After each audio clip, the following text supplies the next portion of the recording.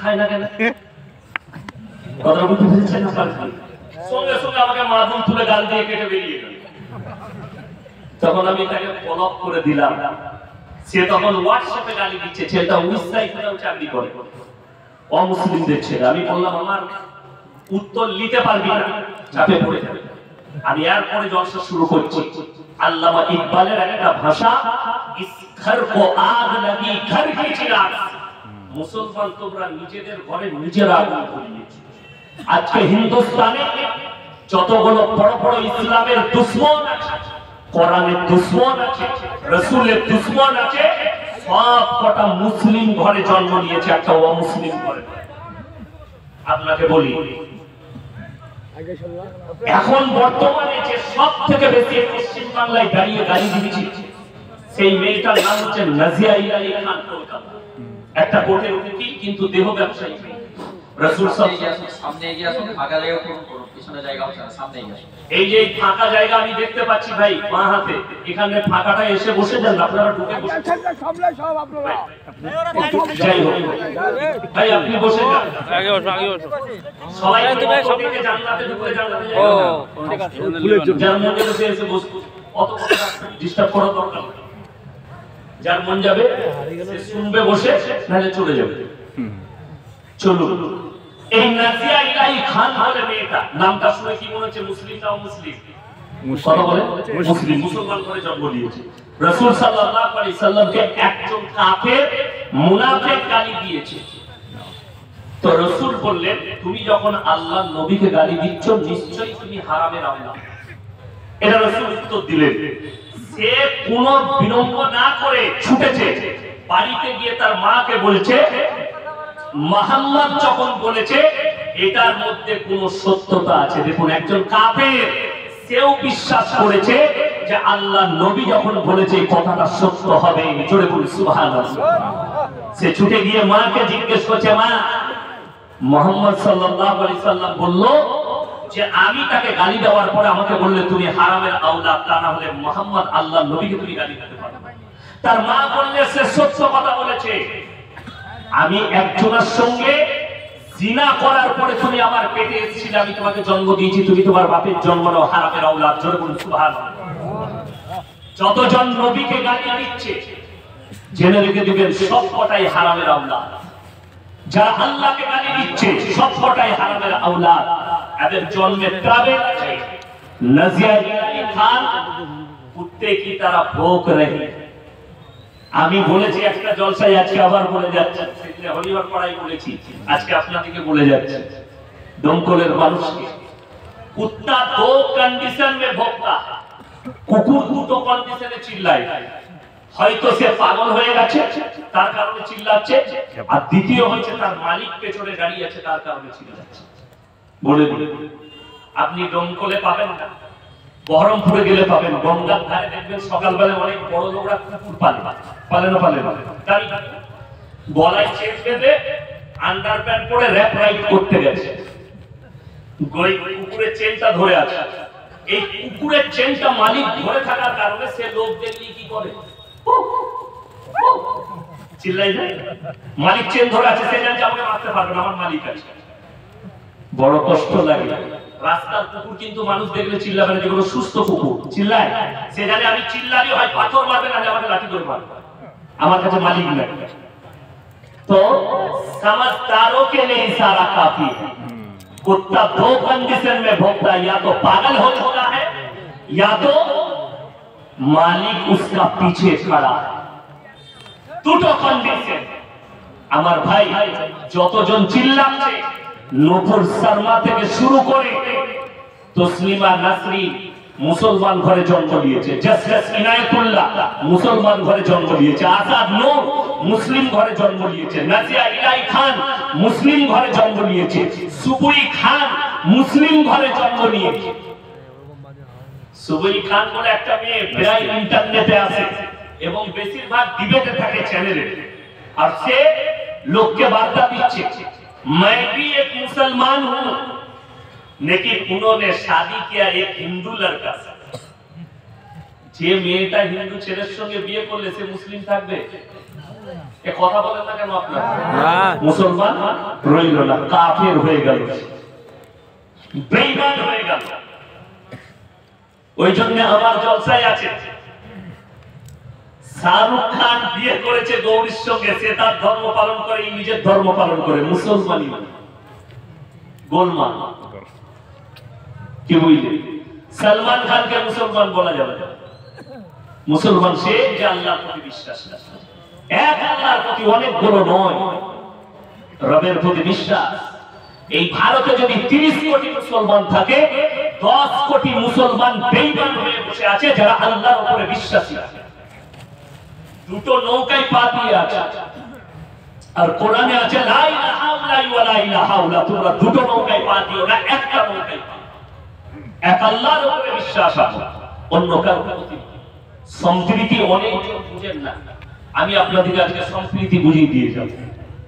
আমি বলে যাচ্ছি, আজকে যারা বলছে हमारे मंदिर तोड़कर मस्जिद बनाया गया, अजमेर के नीचे मंदिर है, मैं उनको कहना चाहता हूं 850 साल तक मुगल ने राज किया, अगर वो चाहते तो एक भी मंदिर हिंदुस्तान में नहीं रहता, लेकिन उन्होंने अल्लाह के रसूल और कुरान को माना, इसीलिए तुम्हारा मंदिर महफूज था। हिंदू भी महफूज थे, अगर वो चाहते थे तो हिंदुस्तान में एक भी हिंदू नहीं रहते, लेकिन उन्होंने अल्लाह के रसूल के रास्ता को इख्तियार किया, अल्लाह नबी सल्लल्लाहु अलैहि वसल्लम रास्ता इख्तियार करेছে। আজকে কষ্ট লাগে, নূপুর শর্মা আর কিছু হারামের আওলাদ আছে, তাদের অভিযোগ কি? আল্লাহর হাবিব জনাবে মুহাম্মদুর রাসূলুল্লাহ সকলে বলুন সাল্লাল্লাহু আলাইহি ওয়াসাল্লাম, তিনি বিবাহ করেছেন 10টা 11টা বিবাহ করেছেন, 10টা বিধবাকে একজন অবিবাহিতা ছিলেন, তিনি হচ্ছেন মা আয়েশা সিদ্দিকা রাদিয়াল্লাহু তাআলা আনহা। তিনি যখন বিবাহ করেন, তিনার বয়স ছিল মাত্র 6 বছর। কত বললাম? 6। তিনি যখন সংসার শুরু করেন, বয়স হয়েছিল 9। কত বছর বয়সে সংসার শুরু করেছে? 9।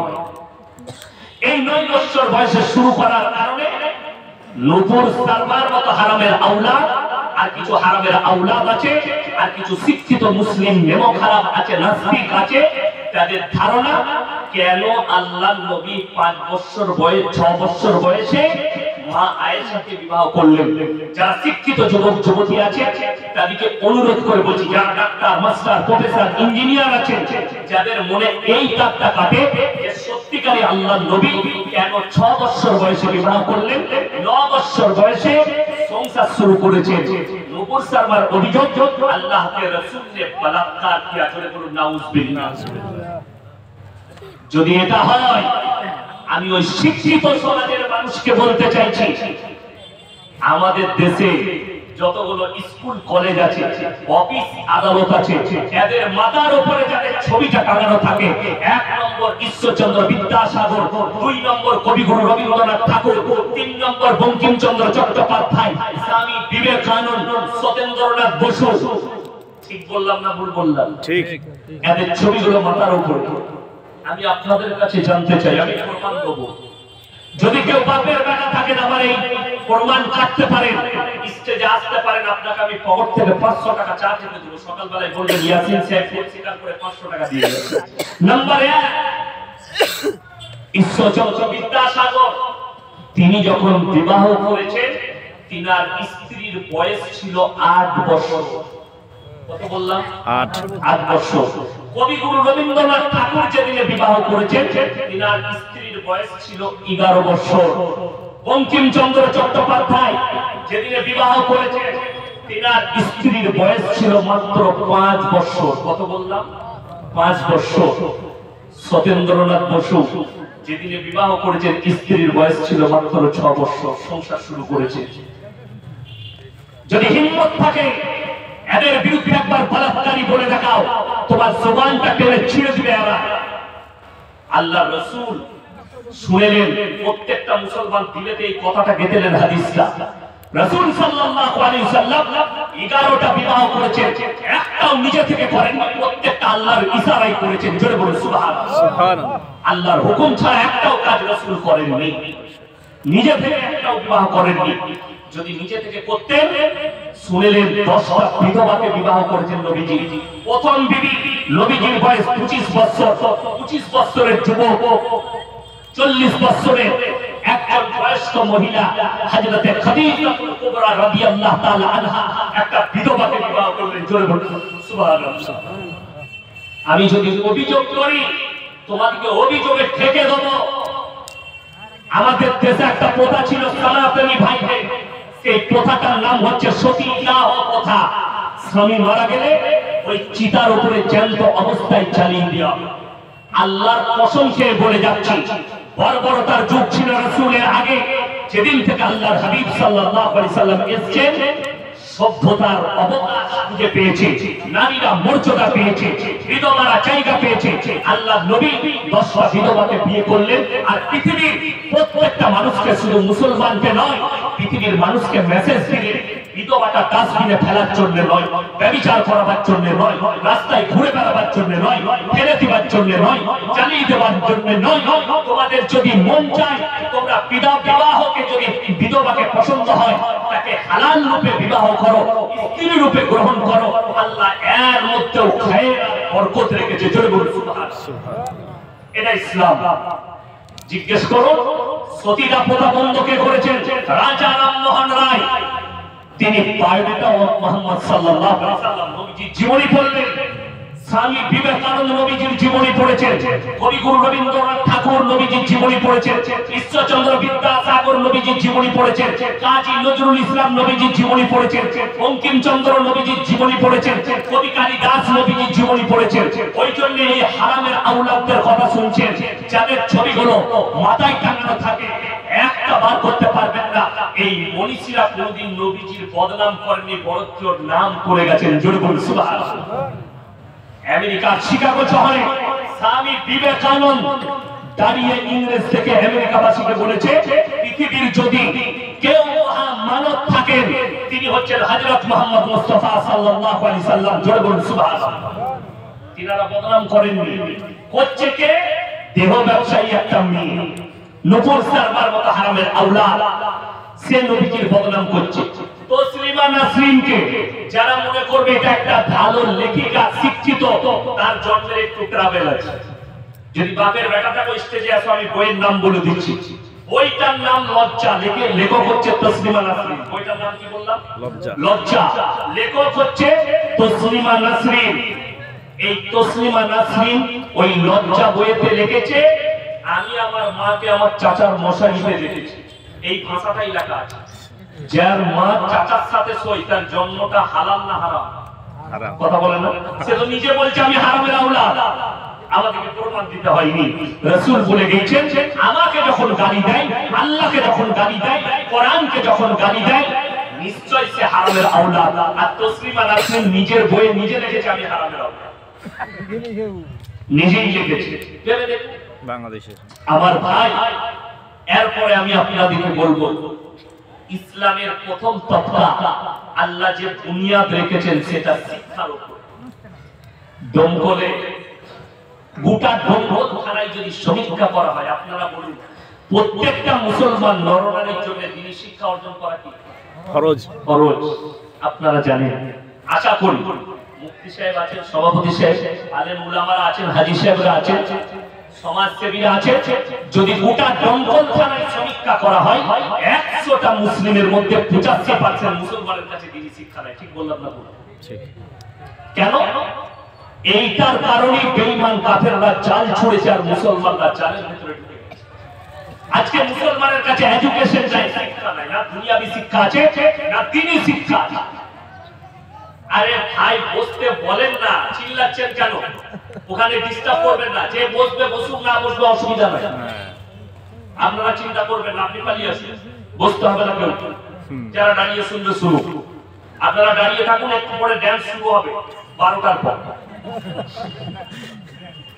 আরে ফাংশনে এলে দাঁড়িয়ে থাকতে হবে কেন? গায়কের সাথে কোমর দুলাবে, কিন্তু এটা তো জলসা, আল্লাহ আল্লাহ রসুলের কথা হচ্ছে ভাই, বসে শুনে। যারা চায়ের দোকানে, আচ্ছা চায়ের দোকানে শোনা যাচ্ছে না যাইনি? আমি তো দেখলাম ও মোড় থেকে শোনা যাচ্ছে, যাচ্ছে না যাই? শোনা যাচ্ছে। চায়ের দোকানেও বয়ান শুনতে পাবেন, রাস্তায় দাঁড়িয়েও শুনতে পাবেন, গাছতলায় বসেও শুনতে পাবেন, যখন দূরে মাইক দিয়েছে কমিটির ভাইরা। কিন্তু সকালবেলায় হুজুরকে গাল দিবে কি করে? এই শীতকালের দিনে এক হুজুর বয়ান করছে, চায়ের দোকানে 3 জন গল্প করছে, 4-5 জন, আর ওইখান থেকে বসে বয়ান যারে শুনতে পাওয়া যাচ্ছে। আবার মজমাই যে লাভ আছে এখানে বসে গল্প করা শোক। হুজুর এখন বয়ান করছে তায়াম্মুমের মাসলা। শীতকালে যদি তোমাদেরকে ঠান্ডা লাগে, রোগ জ্বালা থাকে, ফজরের সময় তোমরা নতুন মাটির হাঁড়িতে তায়াম্মুম করবে। কি বলছে? নতুন মাটির হাঁড়ি। ও কিন্তু নতুনটা মিস্টেক গেছে, মাটির হাঁড়ি শুনেছে। আগে আমাদের মারা দাদিরা মাটির হাঁড়িতে রান্না রান্না সব জায়গায় রান্না হতো। এখন জলসা শুনে রাত্রে 2টোর পরে বাড়ি গেছে, ফজরের সময় বউ বলে যে আজান হয়েছে, নামাজ পড়তে যাও ফজরে। বলছে খুব ঠান্ডা লাগছে, যাবো তো বটে, তা মাটির হাঁড়ি গুলো কোথায় আছে? বলো দেখবে রান্নার ওখানেই চুলাতি রাখা আছে। কালো হাঁড়ি, রাত্রে রান্না করেছে, কালি হাঁড়ি উপুর করা ছিল। অতি অন্ধকারে হাত মেরেছে, তো মাটির হাঁড়ি বলেছে হুজুর, তো নতুনটা মিস্টেক করেছে, শুনতে পাই না, চালাইছে হাত দিয়ে গিয়ে নামাজে নিয়ত করেছে। যখন হুজুর সালাম দিচ্ছে, ডান দিকে হাজী সাহেব ছিল, সালাম আলাইকুম ওয়া রাহমাতুল্লাহ, হাজী সাহেব হই হই বলে চিল্লালি কেন? কি ব্যাপার? বলছে তুই দেখেছিস তোর চেহারাটা কেন? হুজুর রাতের বেলায় বলে গেছে তায়াম্মুম করতে, আমি তায়াম্মুম করে দিই। আয়না দেখবি যা। ও ঘরে গিয়ে আয়না দেখে বলছে সালার হুজুর বলে গেল। বলছে নতুনটা মিস্টেক করার কারণে হুজুরকে গাল। কথা বুঝতে পেরেছে তো? যারা দাঁড়িয়ে শুনছেন, চায়ের দোকানে শুনছেন, এরকম যে ভাষাটা মিস্টেক যাবে আমার, সকালবেলায় উল্টো আমল করবেন, দিয়ে কাল আবার বউকে গাল দিলে আর আমাকে গাল দিলে, খুব সাবধান। ওই জন্য শুনলে বসে শুনুন, না এটা ঘরে গিয়ে ঘুমান। আমি যেটা বলছিলাম, শুরু করছি আজকে। 80-85% মুসলমানের কাছে দ্বীনি শিক্ষা নাই, দুনিয়াবি এডুকেশন। দ্বীনি শিক্ষা না থাকার কারণে বেঈমানরা কত সহজে আপনার কাছে হারামটাকে হালাল করে দিয়েছে, তার প্রমাণ দিচ্ছে। নাম্বার 1, ইমানদারির সঙ্গে বলবেন, সুদ খাওয়া হালাল না হারাম? এই জোরে বলুন, আমি কাল যারা তো বলছে হারাম। সুদ খাওয়ার, আচ্ছা মুসলমানরা ডোম করে সুদ খায় না, কথা বলেন আছে না নাই সুদ? এখন আমি বলবো না, কোরআন আছে সামনে, উলামারা আছে, কোরআনে আছে ওয়াহাল্লাল্লাহুল বাইয়া ওয়া হারামার রিবা। হে আমার নবী, তোমাদের জন্য সুদকে হারাম করলাম আর ব্যবসাকে হালাল করলাম। ব্যবসা হালাল, ব্যবসার মধ্যে বরকত দিয়েছে। সুদ হারাম, এই সুদ হারাম জানার পরে যে সুদ খাবে সে আল্লাহর বিরুদ্ধে সংগ্রাম করলো না করলো না? এরপর চলুন, আল্লাহর নবী হাদিস বর্ণনা করেছেন, হে আমার সাহাবীরা শোনো, কেউ যদি 1 টাকা সুদ খায়, নিজের মায়ের সঙ্গে 36 বার জিনা করার সমান পাপ হবে। রাসূল বললেন মায়ের সঙ্গে জিনা করার পাপ হবে, তাহলে সে নবীজির সঙ্গে সংগ্রাম করলো না করলো না? আচ্ছা এই লোকটা মুসলমান বলা যাবে? আপনি ভেবে দেখুন, যে জেনে শুনে সুদ হারাম কোরআনে আল্লাহ বলে দিয়েছে সুদ খাওয়া যাবে না, তখন আপনি যখন সুদ খাচ্ছেন আপনি আল্লাহর বিরুদ্ধে জেনে শুনে সংগ্রাম করলেন।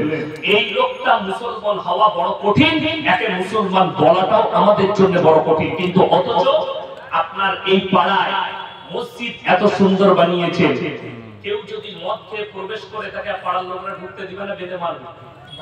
মারবে। মদ খেয়ে ঢোকা যাবে না, গাঁজা খেয়ে ঢোকা যাবে না। কিন্তু দুঃখ লাগে জুম্মার দিনে সাদা জামা পরে আতর লাগিয়ে সুদখোররা ফাঁস কাতারে গিয়ে নামাজ পড়ে আমাদের দেশে। শুধু আপনাদের ঢং করে, ঠিক বললাম না ভুল বললাম? ঠিক। এইটাই হচ্ছে দুঃখের বিষয়, বেদনার বিষয়। সুদ হারাম জেনে আপনি সুদ ছাড়তে পারছেন না, আপনি মুমিন কি করে থাকতে পারেন, মুসলমান কি করে থাকতে পারেন, এটা আপনি নিজে চিন্তাধারা নেবেন। আমি জানি ইমাম সাহেবরা সুদের বয়ান করলে সুদখোররা তার পরের দিন চেষ্টা করে ইমামকে কিভাবে তাড়ানো যায়। ঠিক বললাম না ভুল বললাম? ঠিক। কিন্তু আমার চাকরি যাওয়ার ভয় আছে, আমার চাকরি যাওয়ার ভয় নাই। আমাকে যদি বলেন হুজুর সুদের বয়ান করবেন না, গাড়ি রেডি আছে, নিয়ে আয়, চাপবো, বেরিয়ে যাবো, তুমি বুঝে যাও। আবার মমিনপুর আসবো, এইটাই বলবো, আমাকে আটকাতে পারবে না। কেন? আমার চাকরি যাবার ভয় নেই। বড় কষ্টের বিষয়, আপনি আমাকে গালি দিতে পারেন, আপনি আমার মাকে গালি দিতে পারেন, আমার বাবাকে গালি দিতে পারেন। আল্লাহর কসম খেয়ে বলছি, কোরআনের জের সবর পাল্টাবার ক্ষমতা পৃথিবীর কোন শক্তি নাই। কোরআনের আয়াতকে পাল্টাতে কেউ পারবে? রাসূলের হাদিসকে পরিবর্তন করতে পারবে? ক্ষমতা নেই। অর্থাৎ মাথা নত করে কোরআনের কথাকে মেনে নাও। যখন হাদিসে বলা হয়েছে হারাম, তা আমি খাবো না। রুজির মালিক সকল বলুন কে?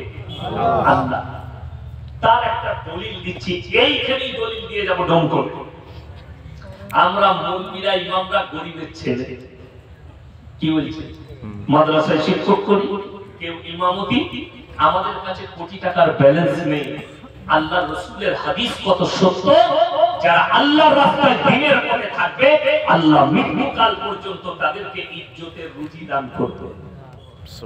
আমি ভাই সাহেবের, শামীম ভাইয়ের বাড়িতে ছিলাম, অফিসে, ওখানে আরাম করছিলাম।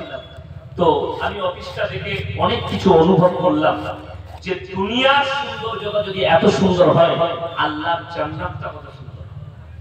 চাই না? আমরা চাই না? ভাই সাহেব এত ইজ্জত করলো, ওনার লেগে চান করে দোয়া, এটা আল্লাহর তরফ থেকে। দামি মিলে খাবার কি কি খেয়েছে ওইটা বলবো না, কি বুঝলেন, কি কি খাইয়েছে ওইটা অন্য জায়গায় বলবো, আমাকে কি কি খাইয়েছে এরা, কিন্তু আল্লাহর তরফ থেকে। কোটি টাকার ব্যালেন্স নেই। আজকে মুসলমান রুজির মালিক যদি আল্লাহকে বিশ্বাস করত, আপনার প্লেটে যেটা আসতো আগে আপনি দেখতেন এটা হালাল না, কথাটা ঠিক, হালাল না হারাম এটা আপনি লক্ষ্য করতে। আজকে মুসলমানের লক্ষ্য নেই। ইমামদের বেতন সব থেকে কম, ঠিক বললাম না ভুল বললাম? আর আমি কম করে প্রমাণ দিয়ে যাব, মাসে 30,000 টাকা রোজগার করে, তারপরও তার এতটা বরকত নেই যে বউকে রাস্তায় বার করেছে, যাও গিয়ে বন্ধন লোন না হলে গ্রুপ লোন নিয়েছে। ঠিক বললাম না ভুল? আপনি আল্লাহর উপরে কি ভরসা করেন? একটা আলেম, একটা মুফতি, একটা ইমামের এতটা ভরসা আছে যে 6,000 টাকা হালাল পয়সা আল্লাহ এত বরকত দিয়েছে যে মৌলবীর বিবিকে রাস্তায় বেরিয়ে গ্রুপ লোন করতে হয়নি। আপনার কাছে 30,000 টাকা রোজগার করছে, কেরলে গিয়ে 50,000 টাকা রোজগার করছে। বরকত না থাকার মূল কারণ হচ্ছে আপনার ফ্যামিলিতে নামাজ নেই। আল্লাহ রাসূলের হাদিস, যারা 5 ওয়াক্তের নামাজি হবে, মৃত্যুকাল পর্যন্ত আল্লাহ তাদের রুজিতে কোনোদিন কমি দিবে না। জোরে বলুন সুবহানাল্লাহ। আপনি নামাজি হন, আপনার ফ্যামিলিকে বলুন নামাজ পড়তে, আপনার রুজিতে কোনোদিন কমি দিবে না। রুজিতে কমি মানে কি? বেশি রুজি মানে কি? অনেকজন মনে মনে ভাববে হুজুর ভুল বলছি, মুকেশ আম্বানি, আদানি এত নামাজি পড়বে, এত টাকা কি করে হলো? বলবেন না? বলবেন। শুনেলেন, শামীম ভাইয়ের টাকা আর আদানির টাকা দুটোর মধ্যে পার্থক্য আছে। পার্থক্যটা কি? তার কাছে হারাম হালালের বিচার নেই, আছে, কিন্তু শামীম ভাইকে বিচার করতে হবে, হবে না? হবে না? হারাম আর হালাল। শামীম ভাইকে যাকাত দিতে হবে, মানে হবে না? হবে না? 1 কোটি টাকা করেছে, 2.5 লক্ষ টাকা এক বছরে যদি 1 কোটি টাকা ইনকাম করে, 2.5 লক্ষ টাকা যাকাত বার করে দিতে হবে। 97.5 লক্ষ টাকা হালাল টাকা, খাঁটি টাকা, যেভাবে পারবে খাও, খাসি মুরগি হালাল। কিন্তু আম্বানির যাকাত আছে, আদানির যাকাত আছে, তাদের হারাম হালাল আছে, ওগুলো কিছুই না। আচ্ছা, আম্বানির এত টাকা, সে মনে হয় ই খায়, সোনার মুরগি খায়, তাই তো? সোনার মুরগি খাওয়া যায়, আলমারিতে রাখা যায়, তাই না? সাজিয়ে রাখা যায়।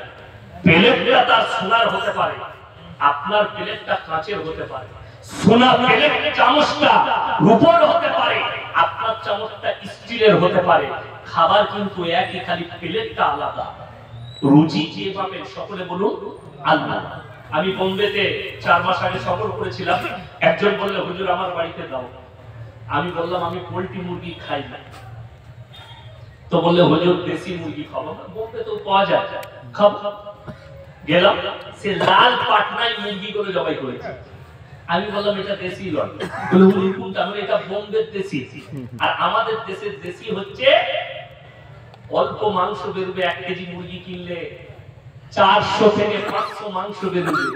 সেটা যতটাই খাবেন ততটাই উপকার। খালারা মারা চাল দিয়ে সেটাকে মানুষ করে, এই মুরগি আর ওই মুরগির ফারাক। তাহলে আপনাকে ভাবতে হবে যে আল্লাহ সবারই কপালে সবটা জুতাই না। যদি টাকাই মানুষ সুখী হতো, টাকাই যদি রুজি পাওয়া যেত, টাকাই যদি ইজ্জত পাওয়া যেত, তাইলে ভেবে দেখুন, একবার সকালবেলায় ট্রেন ধরে চলে যান বহরমপুর থেকে কলকাতায়, প্রেসিডেন্টই জেলে গিয়ে পার্থবাবুকে জিজ্ঞেস করুন, স্যার টাকাই কত?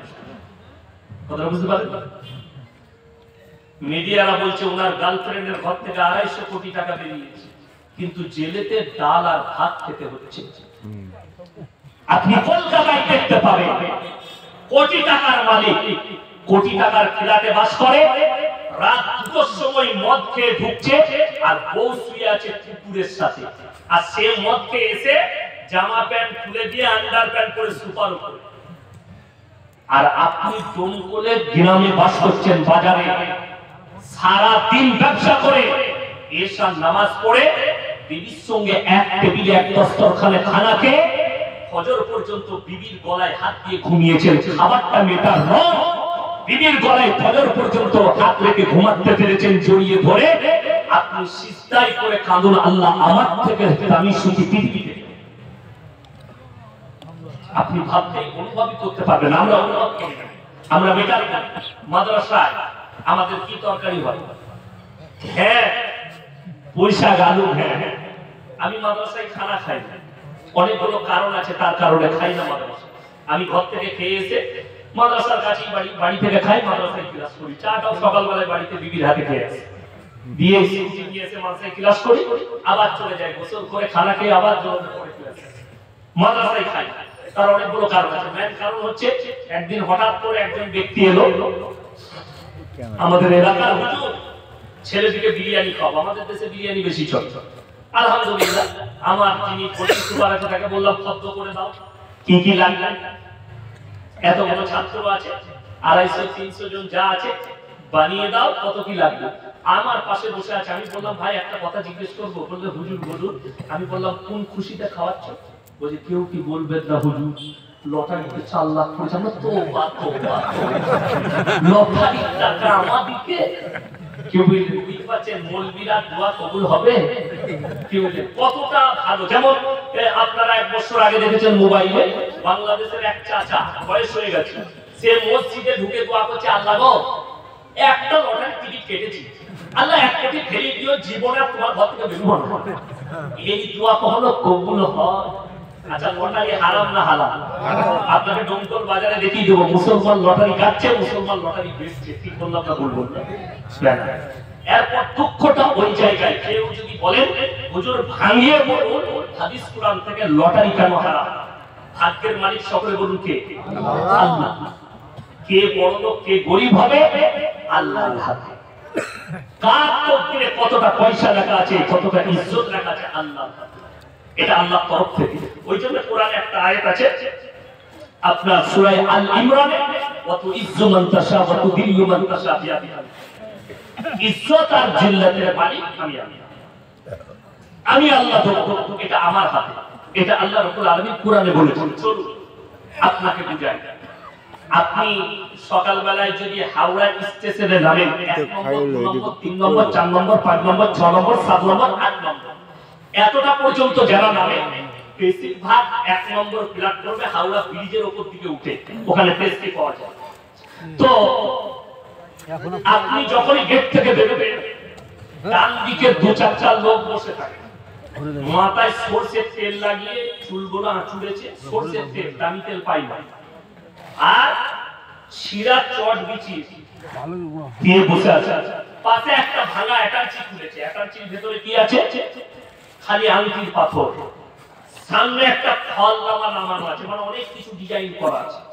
ওইখানে একটা গোল চক্র রাখা আছে, সে ভবিষ্যৎ বলে লোকে, তার নাম জ্যোতিষী। দেখেন, হাত দেখে বলে তোমার কি রোগ হয়েছে, তোমার কিরকম যাচ্ছে। বর্ধমান থেকে কলকাতা হাওড়া যাবার 2টো লাইন, একটা ম্যান লাইন, একটা পড লাইন। 2টো লাইন আছে বর্ধমান থেকে, ম্যান পড। একটা মেমারি পান্ডুয়ার উপর দিকে গিয়ে বালিতে গিয়ে মিশছে, আর একটা যোগগ্রাম হয়ে ফুরফুরার উপর দিয়ে বাড়িপাড়া হয়ে গিয়ে আবার মিশছে। দুটো লাইন। প্রত্যেক দিন কয়েকশো লোক চাকরি করতে যায় কলকাতায়, ডাক্তার, মাস্টার, প্রফেসর, ইঞ্জিনিয়ার। কলকাতায় 8টার সময় বর্ধমান থেকে একটা সুপার লোকাল ছাড়ে, মানে কোথাও দাঁড়ায় না, একবারে হাওড়ায়। ওটাই খালি চাকরিজীবী আর ব্যবসায়ীরা যায়। যখন ওখানে নামছে 50,000 টাকা 1 লাখ টাকা বেতন পায়। গিয়ে বলছে বাবা আমার হাতটা দেখো। বিরাট গোলমাল তো, তোমার ভাগ্য খারাপ যাচ্ছে, তোমার প্রমোশন হচ্ছে, কি করতে হবে? বলে আংটির পাথরটা নিয়ে যাও, তোমার ভাগ্যটা ফিরে যাবে। যে লিখছে সে 1 লাখ টাকা বেতন পায়, যে দিচ্ছে সে শিরা চটে বসে আছে। একটা পাথর বিক্রি হলে সে কি খেতে পাবে? আপনারা দেখছেন না মোবাইলে ভাইরা এক প্লেটে 3টে পরোটা, আনলিমিটেড তরকারি, একটা ডিম সিদ্ধ, এক টুকরো পেঁয়াজ, একটা কাঁচা লঙ্কা, যাতে হয় না ট্রেনের টিকিট। রাজুদার পরোটা ওইটা খেতে পাবে 30 টাকা। আর আমাদেরকে আল্লাহ তাআলা কোথায় খাওয়ায়? 5 স্টার হোটেলে, আমিনিয়া, সিরাজ, কি বললেন, রয়েল। এটাই কারা খাবে? যারা ওদের উপরে বিশ্বাস করে না। ওই 3টে পরোটা খেতে পাবে একটা পাথর বিক্রি হলে। আর যে লিখছে সে অফিসে গিয়ে রাজভবনে বসে বলবে, হ্যাঁ এক কাপ চা নিয়ে আয়, স্যার আনছি। ঠিক বললাম না? বলবো না? সে অর্ডার দিবে, খালি তার টেবিলে চলে আসবে। আপনি বলুন, যে ভাগ্যর আংটিটা দিচ্ছে আর যে লিখছে একবারও বলতে পারছে না তুই যে আমাকে ভাগ্যর আংটিটা দিচ্ছিস, পাথরটা, এটা তোর গলায় বাঁধ, কাল থেকে মমতা খালার পাশে থাকবে। তুই কেন ছিঁড়া চটে বসে? এইটা বলার লোক আছে না? যেমন আমি কালকে জলসায় বলেছি আপনাদের সরলপুরে রানীতলা থানায়, যে দেখো আমাদের সমাজের বিশ্বাস কেমন। যেমন কোটিপতি লোক শামীম ভাই যদি আমাকে এসে বলে হুজুর একটা তাবিজ দেন, কিসে? বলে ব্যবসায় একটু ডামাডোল চলছে, যাতে বরকত চাই। আমার মাদ্রাসায় 11,000 টাকা বেতন, শামীম ভাই বছরে 1 কোটি 2 কোটি টাকা ইনকাম করে, তাহলে বরকতটা আমার আগে প্রয়োজন না শামীম ভাই? কথা বলেন না শামীম ভাই? হ্যাঁ বলতে পারে যে হুজুর আমার লেগে দোয়া করবেন, আল্লাহ আমার ব্যবসায় বরকত দেন। আমরা দোয়া করব, আল্লাহ ওনার জানে মালে ইজ্জতে বরকত দাও, বরকত দাও, ব্যবসা বাণিজ্যে বরকত দাও। কিন্তু দুঃখ লাগে ইমাম সাহেব বেতন পায় 6,000, যে তাবিজ নিতে আসছে সে মাসে 1 লাখ টাকা ইনকাম করে। তাহলে ভাগ্য কার খারাপ? যদি তাবিজে বড়লোক হওয়া যায়। বর্ধমানের রাইস মিল গুলো আমাদের তো বাপ বেটার হতো, তাবিজ মার আর একটা করে না। বুঝতে পারেন? এই আমাদের যুবক ছেলেরা বুঝে না, কি বুঝলে, যারা প্রেম করে তারা খালি হুজুরের কাছে হাজির। 3 দিন যদি মেয়েরা কথা বলে, 1 সপ্তাহ যদি কথা বন্ধ করতে, ফোনটা যদি সুইচ অফ করে দেয়, বাস ই খালি বাইক নিয়ে ছুটে বেড়াচ্ছে। কোথায়? খালি তার ঘরের পাশ দিয়ে। ছাদে আছে, আছে। যখন কোনো দিকে হচ্ছে না, হুজুরের কাছে হাজির। হুজুর এখন তাবিজ করে দেন, যা টাকা লাগে দিয়ে দেবো। আমার খালি যেন ফোন করার মেয়েটা যেন আমার কাছে চলে আসে। আপনারা বলুন, তাবিজে যদি মেয়ে পাওয়া যেত, আমরা মন্দিরে একটা গরিব হতাম না? ইমামতি করতাম, খালি খুঁজে বেড়াতাম বাপের একটা বিটি বড় লোকে আছে, ইমামতি দরকার নাই। কথা বুঝতে পারেন? ইমামতি লাগতো লাগতো না। তাবিজে মেয়ে এলে আমরা মন্দিরে গরিব কেউ হতাম না, ইমামতি করতে যেতাম না, বড় লোকের জামাই হতাম। ফির ইমামতি, ফোন পাওয়া, শ্বশুরের পয়সা দেখে। কিন্তু মানুষকে কে বুঝাবে? ভরসা।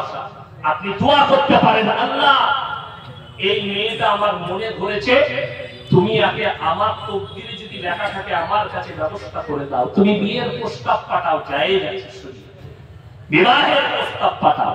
আজকে দুঃখটা ওই জায়গায় যে একটা তাবিজওয়ালা সে নিজের ভাগ্যে জানে না, যে ভবিষ্যৎবাণী করছে সে কবে নিজে মরবে সে জানে না, সে আপনার ভাগ্যটা বলে দিচ্ছে। দুঃখটা আপনার। এই জায়গায় যারা শুনলেন, যারা জ্যোতিষীকে হাত দেখাবে, ভাগ্যের মালিক সবাই বললেন আল্লাহ। যদি জ্যোতিষীকে জ্যোতিষীর কাছ থেকে ভাগ্য দেখতে চান, সঙ্গে সঙ্গে ইসলাম থেকে খারিজ হয়ে যাবে, তাকে কালমা পড়ে মুসলমান হতে হবে, তার ঈমান ধ্বংস হবে। লটারির টিকিটটা সেম, এই লটারির একটা কাগজ, তার উপরে আপনি ভরসা করছেন যে এটার দ্বারা আমার কাছে টাকা আসবে, ওই জন্য আপনার ঈমান চলে যাবে, ওই জন্য টাকাটাও হারাম, ব্যবসাটাও হারাম, লটারি চেকেটে টাকা পড়বে, ওই টাকাটাও হারাম। যদি বলেন হুজুর কি করব, আপনি 3 বস্তা আলু নিয়ে বেচেন দমকল বাজারে, 700 টাকা রোজগার হবে সারা দিনে, হালাল টাকা। আপনি যেটা খাবেন হালাল, আপনার সন্তানের মুখে যেটা তুলে দিচ্ছেন হালাল খাবার তুলে দিচ্ছে। আজকে মুসলমানের প্রবলেম এটা, বেঈমান কাফেররা হারাম শিখিয়েছে, আপনি হারামটাকে হালাল বলে ইউজ করছেন। আপনি বলুন মদ স্পর্শ করা হারাম না হালাল? হারাম। মদ খাওয়া হারাম, এটা সব মুসলিমই জানে। আমি আপনাকে বহরমপুরে দেখিয়ে দেবো, মুসলমান মদ খাচ্ছে, অথচ মুসলমান মদ আবার বিক্রিও করছে। হাইরোডের সাইডে হোটেল খুলেছে, মুসলিম মদ, অথচ আপনাকে দেখিয়ে দেবো একদম স্পষ্ট ভাষায় লেখা আছে, যারা গেছে তারা জানবে। যখন আপনি বহরমপুর থেকে হাইওয়ে ধরে পলসন্দা পার করবেন, পাপ্পুদা ধাবা আছে পাঞ্জাবিতে, আচ্ছা, আমি মাঝে মাঝে ওখানে রাত্রে পেরিয়ে গেলে কফি খাই, চা খাই, তার দোকানে লেখা আছে, একদম পুলিশের বোর্ড দিয়ে আছে প্রশাসনের, মদ নিষিদ্ধ। তারা পাঞ্জাবি, তারা মদ নিষিদ্ধ করে দিয়েছে হোটেলে, আর মুসলিম হারাম জানে, কোরআনে আল্লাহ হারাম বলেছে, তারপরও তারা মদের ব্যবসা করছে এবং মদ খাচ্ছে। দুঃখটা কোথায় বলে দিই, আমার গ্রামটা 4500 বসতির গ্রাম, সব মুসলিম, 35 ঘর দাস আছে, 15 ঘর বাদী আছে। তো আমার মাদ্রাসাটা পেরিয়ে গেলেই ডান হাতে দাস পাড়া, আমার একটা ডিবিসি আছে, ডিবিসির ওপারে আমার বাড়ি। তো আমি প্রায় দেখি একটা দাসদের ছেলে মদ খায়, মাতলামি করে, পাড়ার লোককে গাল দেয়, স্ত্রীকে মারে, পরিবারকে মারে, হাঙ্গামা করে। আমি সকালবেলা একদিন বাজারে মাছ কিনছি, তাকে দেখতে পেলাম সবজি কিনে যাবো, শোন এখানে এলো আমার কাছে, বলে দুটো কথা বলবো তোকে, সম্মান করে আমাকে, জি বলুন। আমি বললাম তুই যে মদ খাস জানিস কত ক্ষতি? সর্বপ্রথম তোর শারীরিক ক্ষতি, দ্বিতীয় নম্বর তোর অর্থের ক্ষতি, তৃতীয় নম্বর তোর পারিবারিক ক্ষতি, চতুর্থ নম্বর তার সামাজিক ক্ষতি, তোর অর্থের ক্ষতি। সে কি উত্তর দিল জানেন? আমার মনে হতো কোনো ফাটাল পেলে ঢুকে যায়। সে বললে হুজুর আমার কাছে পয়সা থাকে না, আপনার অমুক মুসলমান ভাই পয়সা দিয়ে আমাকে মদ কিনে খাওয়ায়, আপনার অমুক মুসলমান ভাই বাড়ি থেকে মুরগির মাংস কষে নিয়ে এসে আমাকে মদ ঢেলে খাওয়ায়। কতটা দুঃখ লাগলো, ব্যথা লাগলো যে আমি একটা দাওয়াত দিচ্ছি, এ আমার ঘরে ভুল আছে, এটা আমাকে আঙ্গুল দিয়ে দেখিয়ে দিল যে দোষটা আপনার ঘরে, আগুনটা আপনার ঘরে লেগেছে, ওইটা আগে নিবান করার পরে আমার কাছে নিবানটা আসবে। তাকে দাওয়াত দেওয়া লাগবে না।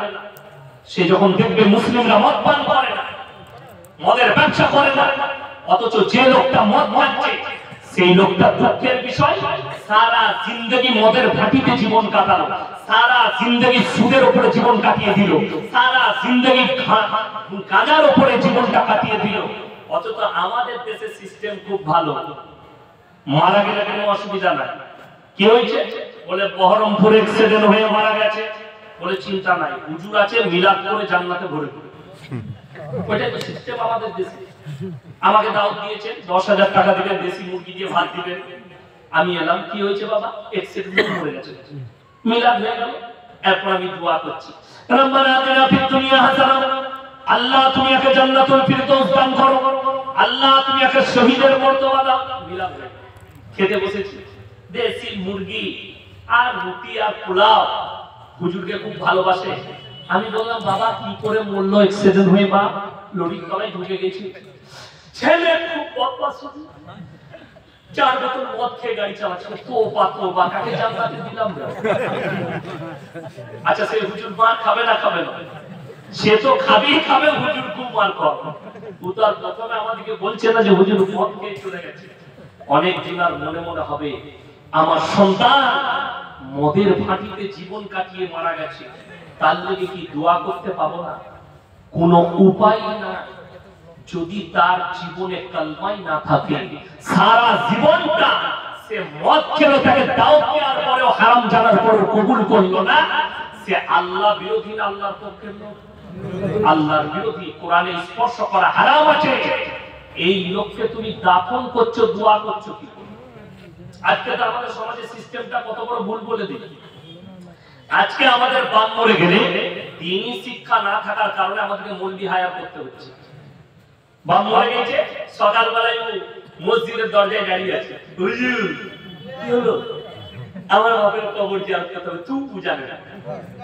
কথা বুঝতে পেরেছেন না? পারে সবথেকে নেক বাপ এবং ভাগ্যবান বাবা হচ্ছে সে, যে দুনিয়াতে নিজের নেক একটা সন্তান রাখা গেছে, মরে যাওয়ার পরে বাপের জানাজা পড়াবার ক্ষমতা থাকবে, মরে যাওয়ার পরে বাপের কবর জিয়ারত করে বাপের জন্য দোয়া করবে। আজকে বড় কষ্ট লাগে, বাপ মরে গেছে, ইয়াসিন সাহেবকে হায়ার করেছে আমার বাপের কবর জিয়ারত করতে হবে। আরে আমি তো পাইকারি দোয়া করব। কথা বুঝতে পারেন? রব্বানা আতিনা ফিদ দুনিয়া হাসানাতাও ওয়া বাকিনা মিনাল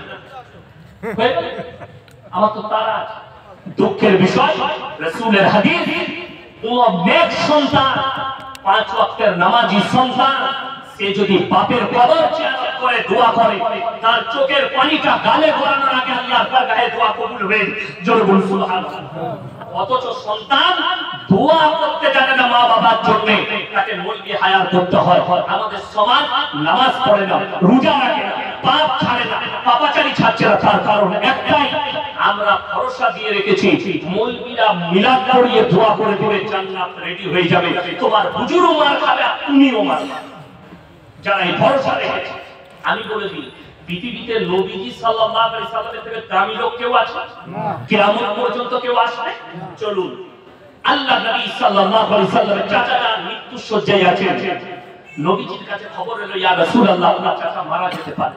নবীজি ছুটলেন, চাচা হাতটা টিপে ধরলেন আর বললেন, চাচা একবার খালি কলমাটা পড়ে নাও, আমি আল্লাহর কাছে কেঁদে কেঁদে ক্ষমা চাইবো।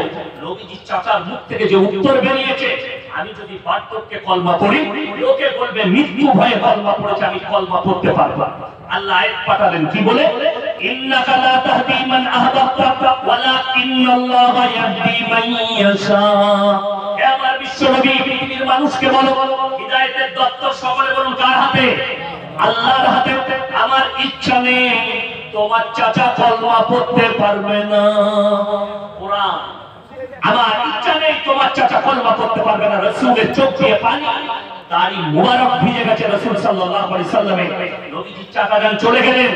আল্লাহ নবী আর পরে বললেন, আল্লাহ তুমি আমাকে যতদিন না নিষেধ করছো, আমি আল্লাহর কাছে কেনে কেনে আমি আমার চাচার জন্য তোমার কাছে ক্ষমা চাইবো। নবীজি চাচা চলে গেলেন, আল্লাহ নবী কাঁদতে লাগলেন, নিজের চাচার জন্য ক্ষমা চাইছেন।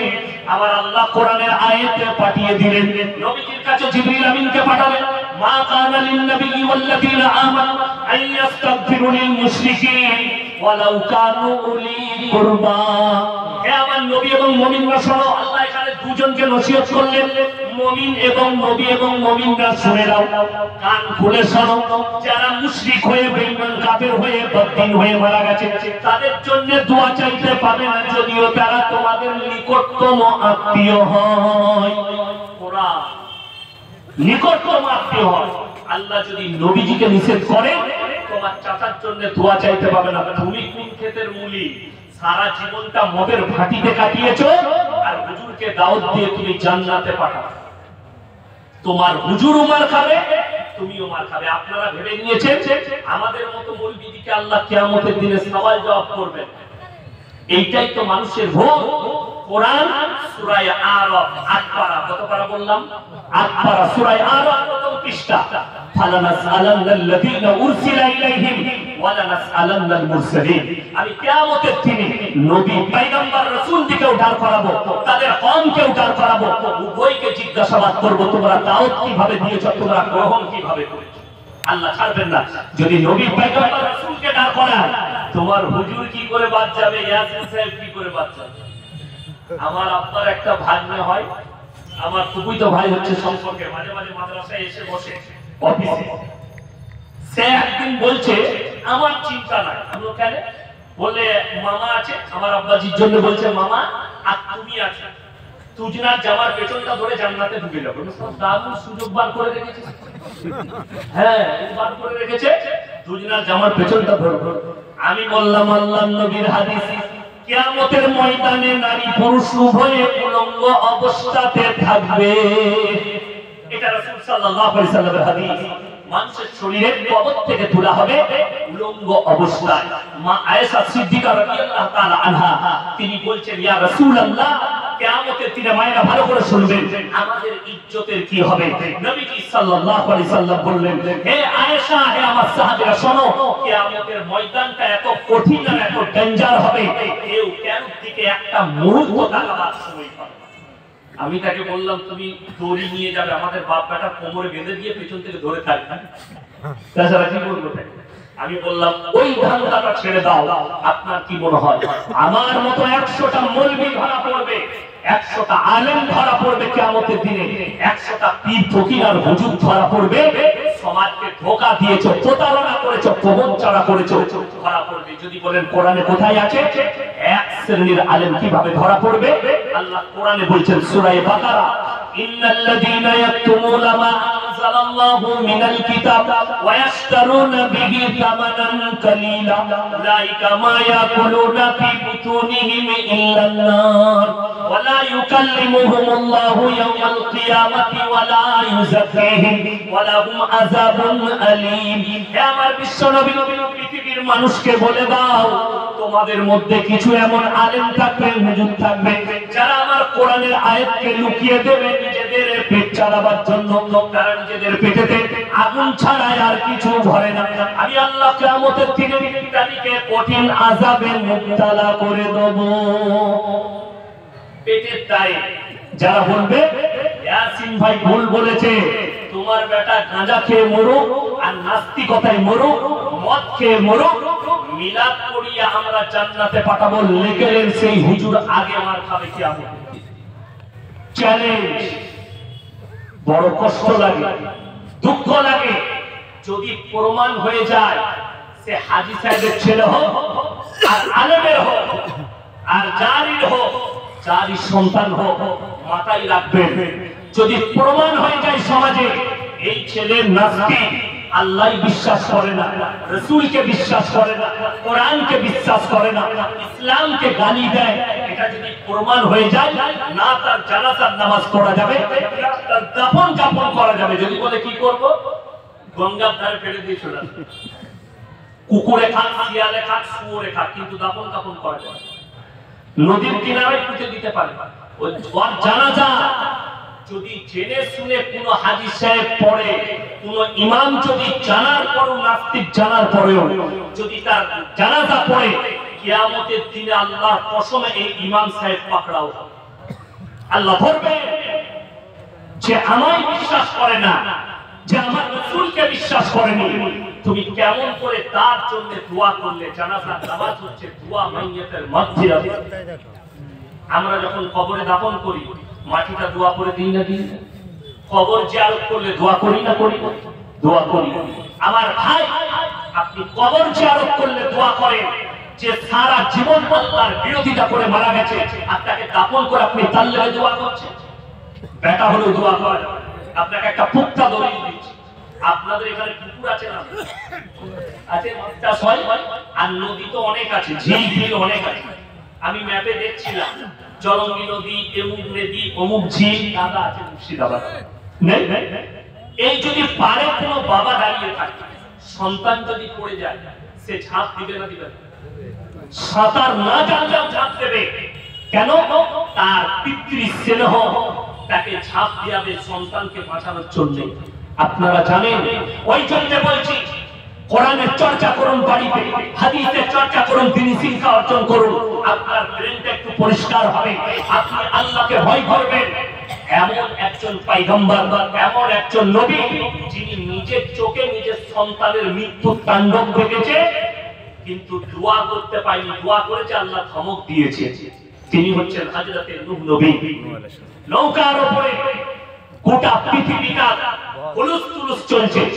রিওয়ায়াতে আছে, মুফাসসিরিনরা লিখেছেন সেই দিনে যে প্রলয়টা হয়েছিল নূহ নবীর জামানায়, সমুদ্রের পানিকে আল্লাহ 1250 ফুট উপরে তুলে দিয়েছেন, 1250 ফুট উপরে। তার মানে গোটা পৃথিবীটা ডুবে গিয়েছিল সেই দিনে। নূহ নবী নৌকার উপরে, তার উপরে যারা বিশ্বাস স্থাপন করেছেন তিনার নৌকার উপরে, নূহ নবী নৌকার উপরে, আর চোখে দেখতে পাচ্ছেন তার ছেলের মৃত্যুর তাণ্ডব। থাকতে না পেরে পিতৃস্ত্রী হয়ে গেছে, আল্লাহর কাছে হাত তুলে বললেন, লা আযবাল ইয়াওমা মিন আমরিল্লাহ, আল্লাহ এটা আমার বড় সোজা পুত্র, আল্লাহ তুমি একে রক্ষা করো। আল্লাহ ধমক দিলেন, লামিনাল খাসিরিন, তুমি চাইতে পাবে না দোয়া তার জন্য যে আমাকে মানেনি, আমার নবীকে মানেনি, আমার দ্বীনকে মানেনি। তুমি যদি আর একবার আমার কাছে দোয়া চাও, তোমাকেও আমি ওই ক্ষতিগ্রস্তদের মধ্যে ফেলে দেব। নূহ নবীর হাত নেমে গেছে, নিজের চোখে মৃত্যুর তাণ্ডব দেখেছে। আর তুমি বলছো মৌলবীকে ঘুষ দিয়ে, দেশি মুরগি খাইয়ে তোমার বেটা মাতাল গাঁজাখোর নাস্তিক, তাকে তুমি জান্নাতে পাবে। এই খ্রিস্টতা তুমি হারিয়ে দাও। সবাই নিয়োগ করুন 5 ওয়াক্তের নামাজি হবো, হাত তুলে বলুন তো ইনশাআল্লাহ। ইনশাআল্লাহ। নামাজ কেউ ছাড়বেন না। আজকে বড় সমস্যা, নামাজ পড়ি না ফরজ নয়, ফরজ। কিন্তু আমাদের দেশে 3টে কোয়ালিটির নামাজি আছে। এক হচ্ছে জুম্মা, এক হচ্ছে 5 ওয়াক্তের, আর একটা নামাজি হচ্ছে ঈদ আর বকরাঈদ। ঈদের দিনে লাপাই করা বেশি, যারা জীবনে নামাজ পড়ে না তারা ঈদের পেছনে দাঁড়িয়ে বয়ান না সে হুজুর নিয়তটা একটু বলে দিয়েন তো, নিয়ত নিয়ে কি করবি? আমি যেখানে নামাজ পড়াই 15টা গ্রাম একসাথে নামাজ পড়ে, তো নামাজে দাঁড়াবো তার আগে একজন এসে বলছে, হুজুর একটা কথা বলুন। কি হলো? হুজুর একটু নিয়তটা বলে দিন। আমি বললাম, দরুদ শরীফে জানি, আতাহাত সানা জানি না, কিছুই জানে না, শুধু নিয়ত নিয়ে মারামারি করবে। এটা কত দুঃখের বিষয় যে নিয়ত নিয়ে মারামারি করবে, কোনো কিছু জানে না। আপনারা বলুন, আলেমরা আছে, কেউ যদি নিয়ত না জানে, খালি এতটুকু বলে দেয়, আমি ঈদের নামাজ পড়ছি, ইমামের পেছনে মুখ আমার কাবা শরীফের দিকে, ওয়াস্তে আল্লাহ আল্লাহ, নামাজ হয়ে গেল। কিন্তু কেউ যদি আপনার সানা না পড়ে, রুকু সিজদা তাসবিহ না পড়ে, আত্তাহিয়াত না জানে, দরুদ শরীফ না জানে, দুআয়ে মাসুরা না জানে, নামাজ হবে না। ও কিচ্ছু জানে না, জানবে কি করে? আরে ঈদগায় তো অনেকজন এখন ঈদের নামাজ পড়তে যাচ্ছে, খালা লুঙ্গিটা শ্বশুরের, জামাটা শ্বশুরের, আন্ডারপ্যান্ট শ্বশুরের, গেঞ্জি শ্বশুরের, তোয়ালিটাও শ্বশুরের। ওর কি আছে? শুধু শরীরটা আছে, র্যাঙ্ক শরীরটা ওর, সব বড় শ্বশুরের। তাইলে এরপর বলুন, সে তো নিয়তটাই খুঁজবে, আর কিছু খুঁজবে না। আবার আমাদের দেশে কুরবানির নামাজে যা হয়, কি বুঝলেন, ইমাম সাহেব খালি নামাজটা শেষ কর, কি বুঝলেন, সালাম ফিরতে না ফিরতে চলবে, তাড়াতাড়ি করুন, কাল মুড়ি তুলে মেরে দিয়েছে। ঠিক বলো না ভুল বলো? আল্লাহ মাফ করুন তোমাদের।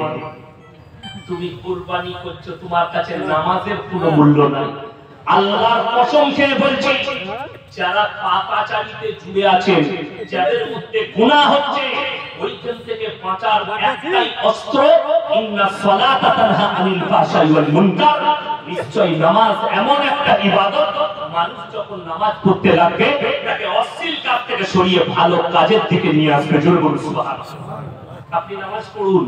আমাদের সমাজে আপনি জানেন নামাজ ফরজ, কিন্তু নামাজ পড়ে না। যেমন দেখবেন অনেক গ্রামে মাইয়াত হয়, ভাই না হয়, এলান করে দিলে ইমাম সাহেব, ইমাম মুয়াজ্জিন সাহেব, কি ভাই জোহরের নামাজের পরে জানাজার নামাজ হবে, বলে না বলে?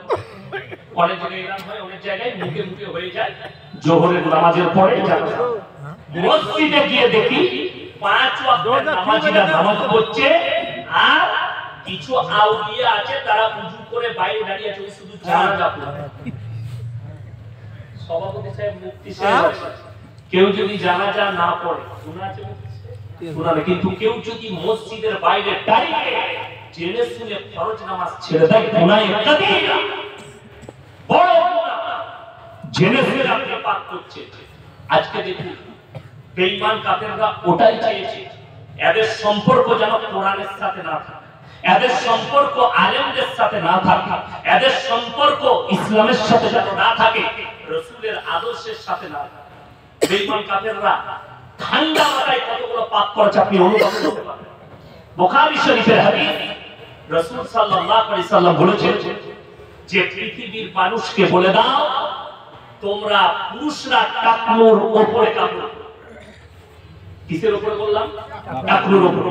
কিন্তু বেঈমান কাফেররা তারা প্যান্ট তৈরি করছে, যতগুলো প্যান্ট বড় বড় দামি ব্র্যান্ড কোম্পানি সব টাকনুর নিচে। ঠিক বললাম না ভুল বললাম? ঠিক। যদি বলেন টাকনুর নিচে কেন পড়া হারাম, দুটো কারণ মারাত্মক। নাম্বার 1, টাকনুর নিচে কাপড় পরলে মনের মধ্যে অহংকার আসে, আর ইসলামে জাহান্নামে যাওয়ার জন্য একটা মারাত্মক কারণ হচ্ছে মানুষের অহংকার। টাকা পয়সা, ইলমের, জ্ঞানের, আপনার গরিমা, শক্তির এই অহংকারীরা জাহান্নামে প্রবেশ করবে, জান্নাত পাবে না। রাসূলের হাদিস। আপনার মনে যেন অহংকার না আসে টাকনুর উপরে। দ্বিতীয় নম্বর মারাত্মক ক্ষতি, টাকনুর নিচে কাপড় পরলে আপনি দমকল বাজারে হাঁটছেন, কুকুরের মুখ, শুয়োরের মুখ প্যান্টে লাগতে পারে না? পারে না? পারে। আমি গত বছরে মুম্বাই যাচ্ছি, আর সেই সময় আমি সকাল 9টায় ফ্লাইট আছে, 8টা 8:30 9টার মধ্যে আমি দাঁড়িয়েছি 5:30টার সময় বোর্ডিং পাস করা। তো আমার সামনে একটা যুবক ছেলে দাঁড়িয়েছে, যদিও বুঝতে পারলাম বিহারি মুসলিম। সে একটা প্যান্ট পরেছে, আমি তার পেছনে আছি, মনে হচ্ছে যেন খুলে পড়ে যাবে। আমি বললাম ভাইয়া थोड़ा ऊपर कर लो ना, तो नीचे खुल जाएगा तो सब गड़बड़ हो जाएगा। से আমাকে বলছে হযরত ये डिजाइन है, मसाला ऐसा भी डिजाइन का पैंट निकल चुका है। এরপর বলুন, এই ছেলেটা যখন ওই প্যান্ট পরে মসজিদে নামাজ পড়তে ঢুকবে, তার পেছনে যে দাঁড়াবে তার নামাজ হবে? সিজদায় গেলেই পেছনে যে থাকবে সে আলী বাবার গুহা দেখতে পাবে, নামাজ শেষ। বেঈমানি কাফেররা ওটাই করেছে। এমন পোশাক করো এদের পেট বেরিয়ে যায় নামাজ পড়তে গেলে, এদের পিঠ বেরিয়ে যায়, এদের পাছা বেরিয়ে যায়, যাতে এদের নামাজ পড়লেই হারাম হয়ে যায়। যেমন মায়েদের জন্য টাকনুর নিচে কাপড় পরতে হবে, বুখারী শরীফের হাদিস।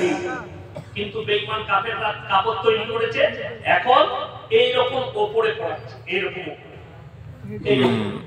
আর অনেক মেয়ে আবার পায়েতে কালো কার বাঁধছে। জিজ্ঞেস করুন কেন বেঁধেছিস? বলছে নজর লাগবে না। তো বলা একটা মোটা দড়ি বাঁধলো, মরবি না, ভালো হতো। নাউজুবিল্লাহ। যে মহিলারা বাঁধবে পায়ের মধ্যে কালো দড়ি বাঁধলে এটা তারা নজর লাগবে না, এটা মারাত্মক একটা শিরক। তুমি আল্লাহর উপরে বিশ্বাস করো না, ওই সুতোর উপরে তোমার বিশ্বাস। এর থেকে বড় শিরক আর কিছু নেই। মা দিকে অনুরোধ করব, টাকনুর নিচে মারাত্মক পাপটা শুনেলেন। দ্বিতীয় নম্বর মারাত্মক ক্ষতিটা হচ্ছে ওই পায়ের অংশ দেখে যতগুলো পুরুষের নফসে মনেতে জিনার ওয়াসওয়াসা আসবে, সমস্ত পাপটা ওই মহিলাকে বহন করবে। ঠিক। এরপর অনেক শিক্ষিত মেয়ে বলছে পুরুষরা আমাদের দিকে তাকাবে কেন, আমরা যাই বা পোশাক। এখন তো ওরা নাম দিয়েছে মডেলিং। আল্লাহ রাসূলের হাদিস বর্বরতার যুগের পাপ হলো আখেরি জামানায় মডেলিং বলে ফিরে আসবে, আপনি রুখতে পারবেন না। ভারত সরকার এই সুপ্রিম কোর্টে রায় দিয়েছে, সমকামিতা লিগেল আছে ভারতে। সমকামিতা পাপটা রাসূলের যুগের নয়, রাসূলের যুগের আগের নয়। এই পাপের কারণে আল্লাহ একটা পুরো নবীর নসলকে, একটা কওমকে ধ্বংস করেছেন, হযরতে লূত নবীর কওম। সমকামী অনেক অশিক্ষিত চাষিবাসী লোক বুঝেন না। সমকামী মানে হচ্ছে পুরুষে পুরুষে বিবাহ, নারীতে নারীতে বিবাহ। নাউজুবিল্লাহ বলেন। এই পাপটা ছিল লূত নবীর কওমের, আর আল্লাহ তাআলা এটার কারণে কোরআনে লাকিব টেনে দিয়েছেন, লূত নবীর বিবি জাহান্নামে যাবে, আটকাতে পারবে না নবী হওয়ার পরেও। নূহ নবীর বিবি আল্লাহ ব্যতীত অপরকে রব হিসাবে মানার কারণে, শিরক করার কারণে, পাথরকে রব হিসাবে মানার কারণে, মূর্তিকে রব হিসাবে মানার কারণে আল্লাহ কিয়ামতের দিনে একেও জাহান্নামে দিবে। আল্লাহ কোরআনে বলে দিয়েছে, তারাবাল্লাহু মাতালাল লিল্লাযিনা কাফারু ইমরাতান ওয়া ইমরাতান লূত কানাতা তাহতা ইবনাইনি মিন ইবাদিনা সালিহাইনি ফাকানাতাহুমা ফালাম ইউগনিয়া আনহুমা মিনাল্লাহি শাইআ ওয়া কিলা দুখুলান নার মা'আদ-দাখিলিন। আমার দুজন উলুল আযম নবী, হাবিব পয়গম্বর নূহ নবী আর লূত নবী, দুজনের বিবিকে জাহান্নামে দেব, তারা আটকাতে পারবে না নবী হওয়ার পরেও। কোরআন এটা, তারা পয়গম্বর আটকাতে পারবে না। লূত নবীর কওমে মারাত্মক পাপ। আজকে আপনি ম্যাপ খুললে দেখতে পাবেন বৈজ্ঞানিকরা লিখে রেখেছে একটা সাগরের নাম হচ্ছে মরা সাগর, যেখানে একটা পোকা মাকড়ও জন্মায় না, একটা কীট পতঙ্গ জন্মায় না। ওই জায়গায় আল্লাহ লূত নবীর কমকে রুটির মতো পাল্টিয়েছিলেন। তারা কিয়ামত পর্যন্ত অভিশপ্ত এবং তারা জাহান্নামী। শুনলেন ওই পাপটা ছিল লূত নবীর কমে। আজকে মডেলিং বলে ফিরে এসেছে এবং এই পাপে যারা জড়িত হচ্ছে তারা অশিক্ষিত নয়, বেশিরভাগ শিক্ষিত না। রাসূলের এক মাস আগে পাকিস্তানে একটা প্রোগ্রাম হয়েছে। সেই প্রোগ্রামে পৃথিবীর দামি দামি স্কলাররা ছিলেন, পৃথিবীর সব দেশে। ভারতের একজন ছিলেন ডাক্তার জাকির নায়েক, পাকিস্তানের একজন পৃথিবীর শ্রেষ্ঠ মুফতি মুফতি তাকি উসমানী ছিলেন। তিনি 10 মিনিট বক্তব্য রেখেছিলেন, মারাত্মক একটা কথা বলেছেন, সবারই চোখ দিয়ে পানি। আখিরি জামানে में एक ऐसा हालत आएगा क़यामत से पहले कि पूरे आलम में पूरे दुनिया में हराम औलादों से भर जाएगा। এক ব্যাখ্যা দিয়েছে, মারাত্মক ব্যাখ্যা। আপনি অনুভব করতে পারবেন না বেঈমান কাফেররা কি মারাত্মক ভাবে আপনার কাছে জাল ছুড়েছে, ঠান্ডা মাথায় কিভাবে আপনাকে আমাকে পাপ করাচ্ছে, জিনা করাচ্ছে আমাদের সন্তানদিকে, আপনি অনুভব করতে পারবেন না। নাম্বার 1, এই সামনে এই মাসটা শেষ হলি, আজকে 30 তারিখ, কালকে পহেলা ডিসেম্বর। 25 ডিসেম্বর পরবটা মুসলমানদের না খ্রিস্টানদের? তারা গির্জায় গিয়ে ক্রিসমাস পালন। আপনাকে দেখেই দেবো, আলহামদুলিল্লাহ মুসলমানদের মুর্শিদাবাদের যুবক যুবতীরা অনেক হেফাজতে আছে। আমি কলকাতায় দেখিয়ে দেবো 2500 থেকে 3000 মুসলিম যুবক যুবতী শিক্ষিত, যারা কলেজ পড়ুয়া, ইউনিভার্সিটি পড়ুয়া, স্কুল পড়ুয়া, তারা গির্জায় গিয়ে লাইন দেয় আশীর্বাদ। পহেলা জানুয়ারি মুসলিমদের না খ্রিস্টানদের? খ্রিস্টান পহেলা জানুয়ারি। জায়গাটার নাম হচ্ছে কালিয়াচক বাস স্ট্যান্ড। 23 সালে ডিসেম্বরে আমি সেখানে ছিলাম। আমার জলসা ছিল সুজাপুর বয়সবাড়ি। 11:45 আমি জলসা শেষ করেছি। যখন গাড়ি ছেড়েছে 13 মিনিট লেগেছে আমার গাড়িতে স্ট্যান্ডে আসতে, কালিয়াচক স্ট্যান্ড আসতে সুজাপুর থেকে। এসে দাঁড়িয়েছি, জ্যাম 5টা 6টা গাড়ির পেছনে। আমি আমার ম্যানেজারকে বললাম কে দেখে এসো তো জ্যামটা কিসে। তো সে বলল হুজুর কয়েকশো যুবক মুসলিমদের দাঁড়িয়ে আছে, গোটা রোডটাই বোম বিছিয়ে রেখেছে, 1 লক্ষ থেকে 2 লক্ষ টাকার বোম। তারা 1 জানুয়ারি পালন করবে 12টা বাজার পর। প্রশাসন বাবুরা দাঁড়িয়ে আছে নীরব হয়ে। যেমনি কাটায় 12টা বাজলো, বোমগুলো আগুন ধরালো। কমপক্ষে 15 থেকে 20 মিনিট খালি বোম ফাটলো। এগুলো একটাও অমুসলিম নয়, সব মুসলিমদের ছেলে। প্রথমে কোরআনটা শুনিয়ে দিই, সূরা ফাতিহা শেষ আয়াত, কাইল মাগযুবি আলাইহিম ওয়ালা দাল্লিন। মাগযুব মানে ইহুদি আর দাল্লিন মানে নাসারা। এই দুটো দলই পদভ্রষ্ট, আর এদের যারা অনুসারী হবে তারাও পদভ্রষ্ট হয়ে যাবে। মুসলমান পহেলা জানুয়ারি তোমার জন্য হারাম, মুসলমান 25 ডিসেম্বর তোমার জন্য হারাম। খ্রিস্টানরা যারা গির্জায় যায়, যে মুসলিম যুবক যুবতীরা যারা মনে করছে আমাদের যেটা আপত্তি কি, তারা 3টে আল্লাহকে বিশ্বাস করে। কটা বললাম? 3টে। এক হচ্ছে আল্লাহ যে সৃষ্টিকর্তা, এটা তারা মানে। দ্বিতীয় নম্বর হচ্ছে মারিয়াম ঈসা নবীর মাকে তারা আল্লাহ বলে মানে। তৃতীয় নম্বর হচ্ছে হযরত ঈসা মাসিহ, তাকেও তারা আল্লাহ বলে বিশ্বাস করে।